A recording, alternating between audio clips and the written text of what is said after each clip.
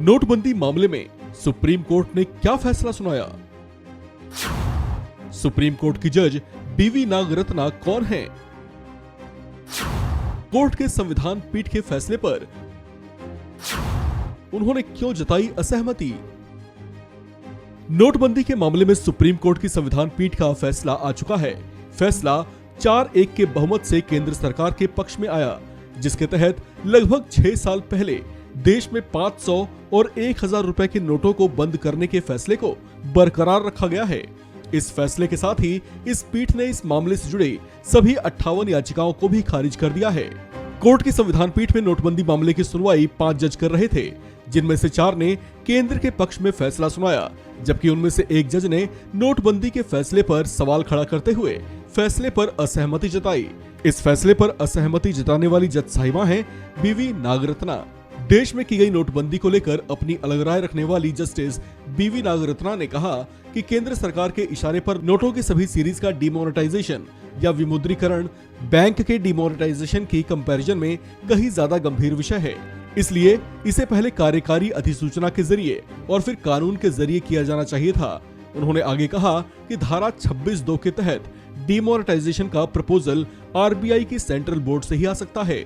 Justice Nagarathna ने इस मामले में अपने बिंदु रखते हुए कहा कि आरबीआई ने स्वतंत्र तौर से अपने दिमाग का प्रयोग नहीं किया, जबकि सिर्फ नोटबंदी के लिए केंद्र की चाहत को अपनी मंजूरी दी। जस्टिस नागरत्ना ने कहा कि आरबीआई ने जो रिकॉर्ड पेश किए उन्हें देखने से मालूम पड़ता है कि केंद्र की चाहत के मुताबिक पूरी कवायद सिर्फ 24 घंटे के भीतर ही पूरी कर दी गई। नोटबंदी से जुड़े मामले में सुप्रीम कोर्ट की संविधान पीठ की बेंच का फैसला 4-1 के मुकाबले केंद्र के पक्ष में गया है। पीठ ने फैसला देते हुए कहा कि 8 नवंबर 2016 की नोटिफिकेशन में कोई त्रुटि नहीं मिली है और सभी सीरीज के नोट वापस लिए जा सकते हैं। सुप्रीम कोर्ट ने कहा कि नोटबंदी का फैसला लेते समय अपनाई गई प्रक्रिया में कोई कमी नहीं थी, इसलिए उस अधिसूचना को रद्द करने की कोई जरूरत नहीं है। कोर्ट ने यह भी कहा कि आरबीआई को स्वतंत्र शक्ति नहीं कि वह बंद किए गए नोटों को वापस लेने की तारीख बदल दे। वहीं कोर्ट ने कहा कि केंद्र सरकार आरबीआई की सिफारिश पर ही इस तरह का निर्णय ले सकती है। फैसले में यह भी कहा गया कि कोर्ट आर्थिक नीति पर बहुत सीमित दखल दे सकता है।